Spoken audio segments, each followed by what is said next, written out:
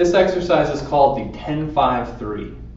So what it is it's an exercise targeting my first rib, which if I pulled back my upper trap and I rolled my fingers behind my clavicle and sunk down, I'd actually hit that first rib. It's a small, very small rib, and it elevates and depresses with cervical range of motion. So I'm going to get a strap like this. This is called a stretch out strap. It's very firm, kind of like a dog leash.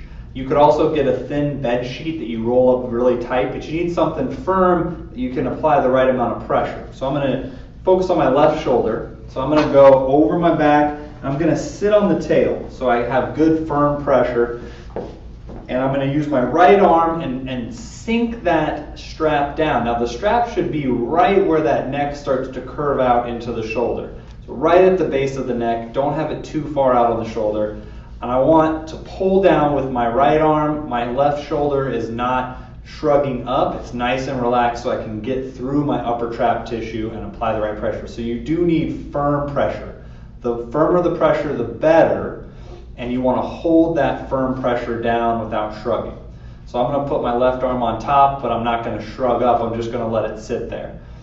Now I want to have good posture, and I'm going to rotate my neck out away from the strap to the right without extending it, right? So my chin needs to stay down, rotate to the right. I'm going to do 10 rotations right. And as I rotate out, if you've got enough pressure, you should notice a little bit of tension right beneath that strap, right behind your clavicle.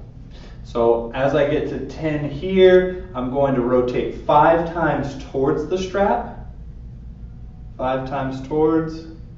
Once I hit 5 going towards the strap, I'm going to do 3 times away from the strap.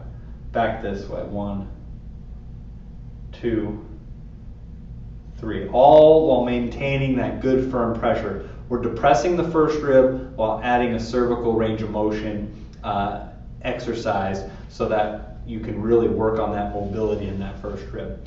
So I do 10-5-3. I do that a couple times a day, so at least 3 times a day, maybe morning, lunch, and dinner, and do this repeatedly every day. Stay consistent with it along with the other exercises that you're working on. All right, now we're going to focus on stability in our neck. So what I mean by that is our neck is generally in this tug of war, right? We've got a lot of powerful muscles in the backside, right, from our upper trap and our levator, and from when we sit like this, a lot of these muscles get tight, they pull our neck backwards, right? Inherently, we're going to have less strength and a lot of weakness in the front side of the neck, and there's a lot of small muscles in the front that are more stability muscles, and they help stabilize. So they get weak, and you get out of balance in terms of that backside to front side stability. Okay, and we tend to get into this type of posture. So what I want to do is give you a way to start working on that deep neck flexion, and you're going to start on your back. It's going to be very simple. Okay, so I'm going to take my chin and I'm going to tuck down. Okay, I don't want to tuck. I'm not trying to tuck as hard as I can where my neck is getting really tight. I just want to tuck it down. And then I'm going to nod up, and I'm going to count 1, 2, 3, back down. And then I'm going to relax. I'm going to tuck, I'm going to nod up. Now maintaining that tuck as I nod up, I'm swiveling my head. I'm not just jamming my head backwards into the ground. So I'm tucking, nodding up. Now start with just the tuck, the nod, right? Then you can add the tuck, and then you can add some time to it to really challenge those stabilizers. Quick, simple exercise.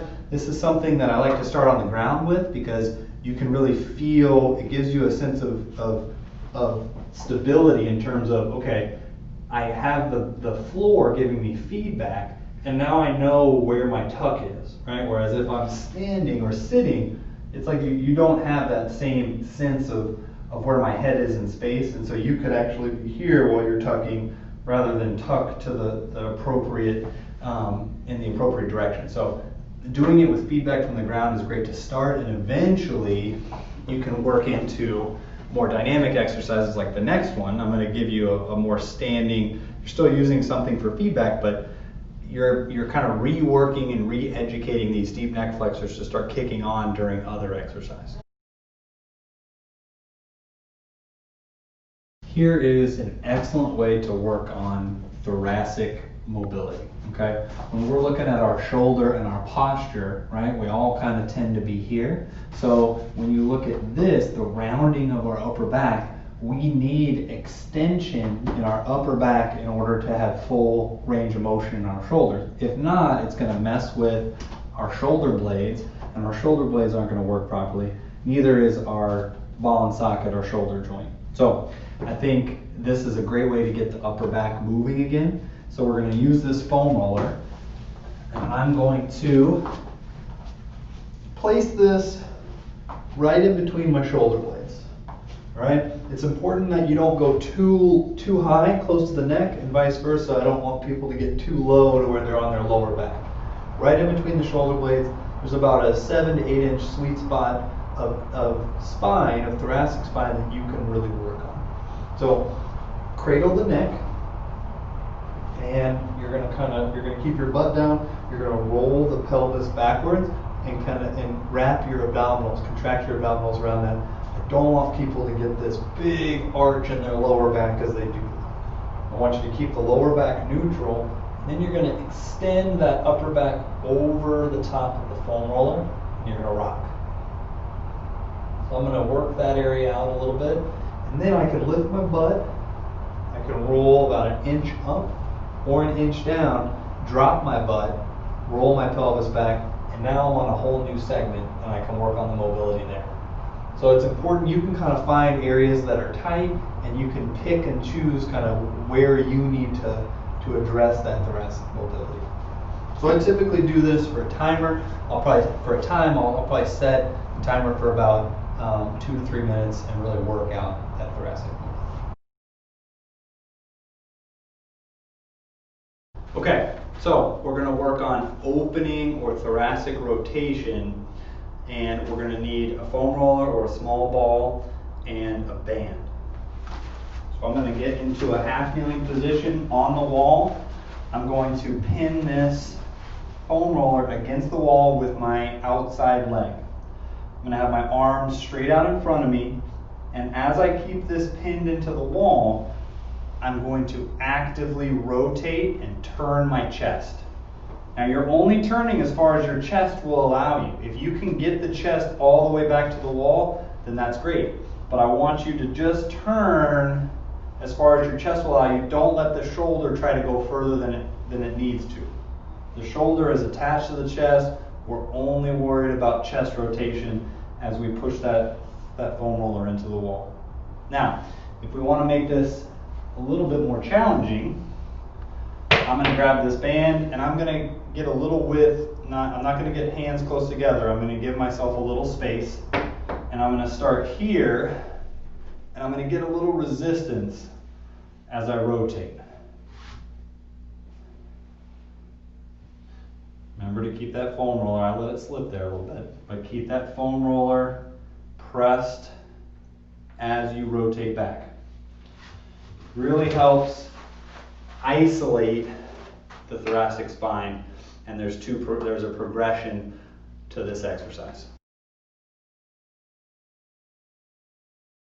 Here's another great drill for thoracic mobility, and now we're going to target both thoracic rotation, but we're also going to have a little lateral flexion to it. So now I'm going to have my inside knee up, and I am going to pin that foam roller to the wall. Okay? So I'm pushing into the wall. Now, I'm going to have my thumb down, and I'm going to open and come back, and I'm trying to go as far back as I can, opening my chest, and then I'm going to come back down. I'm keeping that foam roller pinned into the wall. Coming back down, open, here. So I like to do about 10 to 15 of these on each side. And again, it's all about the chest rotation and less about shoulder rotation than anything. So once I want to make this harder, I'm going to go hands behind my head, and so now my elbow is kind of hitting the side of the wall. And what I'm going to do is I'm going to open and come back down without touching the wall. So I'm getting a little bit of lateral flexion and rotation. Can't touch the wall. I've got to maintain that pressure through the foam roller. Now, a lot of people will start to lean into the foam roller, right? I just want the leg, everything here stays stable, right? As I'm doing this. Okay, so two different drills for rotation and lateral flexion of the thoracic spine.